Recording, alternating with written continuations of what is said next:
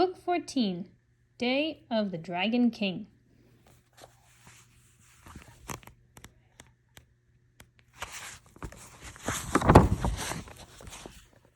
Chapter 1, The Bamboo Book. Annie peeked into Jack's room. "Ready to go to China?" she asked. Jack took a deep breath. "Sure," he answered. "Bring your secret library card," Annie said. "I have mine in my pocket." "Yep," said Jack. He opened his top dresser drawer and took out a thin wooden card. The letters ML on it shimmered in the light. Jack dropped the card into his backpack. Then he threw in his notebook and a pencil. "Let's go," said Annie. Jack pulled on his pack and followed her. "What are we in for today?" he wondered. "Bye, Mom," said Annie as they passed their mom in the kitchen.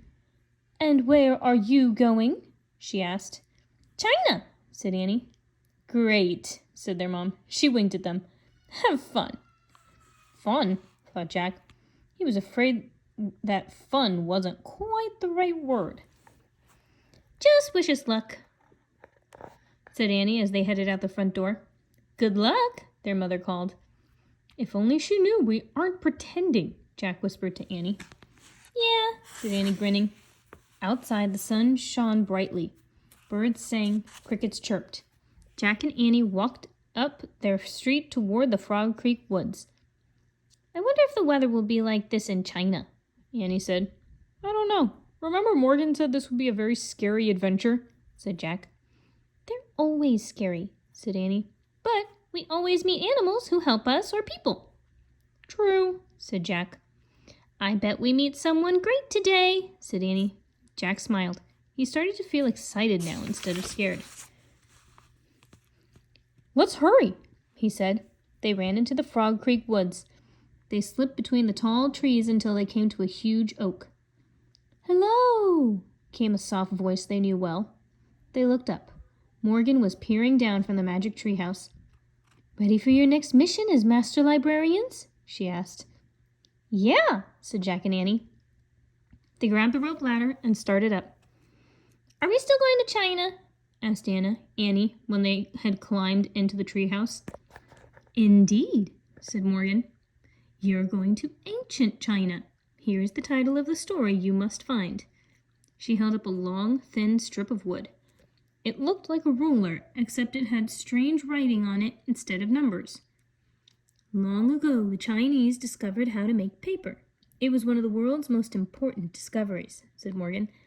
"But we are going to a time earlier than that, to a time when books were written on bamboo strips, like this one." "Wow," said Annie, pointing at the figures on the bamboo. "So this is Chinese writing." "Yes," said Morgan. "Just as we have letters, Chinese writing is made up of many characters. Each one stands for a different thing or idea. These characters are the title of an ancient Chinese legend. You must find the first writing of the legend before the Imperial Library is destroyed." "Hurry, let's go," said Annie. "Wait, we need our research book," said Jack. "Yes, you do," said Morgan. From the folds of her robe, she pulled out a book. On the cover was the title, The Time of the First Emperor. Morgan handed the book to Jack. "This research book will guide you," she said.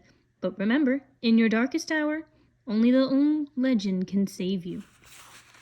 "But we have to find it first," said Annie. "Exactly," said Morgan. She handed Jack the bamboo strip, and he slipped it into his pack.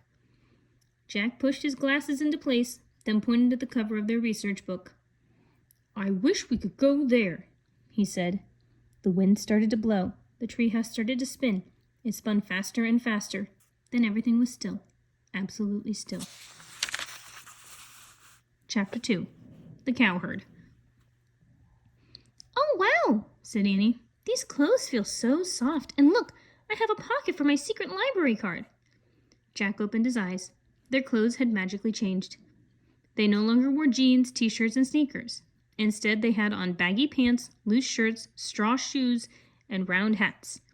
Annie's shirt had a pocket in it. Jack saw that his backpack had become a rough cloth sack. Inside were his research book, his notebook, his library card, and the bamboo strip. "Cows," said Annie, looking out the window. Jack looked out too. The treehouse had landed in a lone tree in a sunny field. Cows grazed, and a young man stood watching over them. At the edge of the field was a farmhouse. Beyond the house was a walled city. It looks so peaceful, said Annie. You can never be sure, said Jack. Remember Pompeii looked peaceful before the volcano went off? Oh, yeah, said Annie.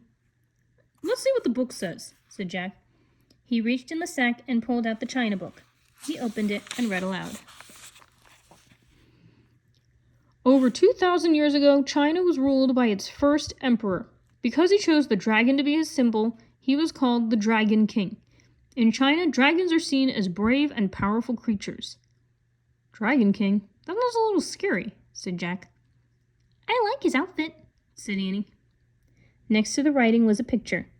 It showed a man wearing a rich, flowing robe with wide sleeves. He also wore a tall hat with beads hanging from it. Jack pulled out his notebook and wrote, First Emperor called Dragon King. The book we need must be in the Dragon King's library, said Annie. I bet this palace is in that city. Jack looked up. Right, he said. That's how you get there. He pointed across the field to a dirt road that led to the walled city. Good plan, said Annie. She climbed out of the treehouse and started down the rope ladder. Jack threw the China book and his notebook into his sack. He slung the sack over his shoulder and followed Annie. When they reached the ground, they started through the field. Look, that guy's waving at us, said Annie. The man tending the cows was shouting and waving. He started running toward them. Uh-oh, what's he want? Said Jack. A moment later, the man stood in their path. He was young and handsome with a kind face. Can you do me a favor? He asked. I would be most grateful. Of course, said Annie. Give a message to the silk weaver. You will see her at the farmhouse, said the young man. Tell her to meet me here at twilight. Sure, no problem, said Annie. The young man smiled. Thank you. Then he started to leave. Wait, excuse me, said Jack. Do you know where we can find the Imperial Library? A look of horror crossed the man's kind face. Why? He whispered. Oh, I just wondered, said Jack. The young man shook his head. Beware of the Dragon King, he said. Whatever you do, beware. Then he turned and ran back to his cows.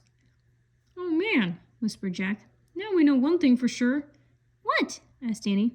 This place is not as peaceful as it seems, Jack said.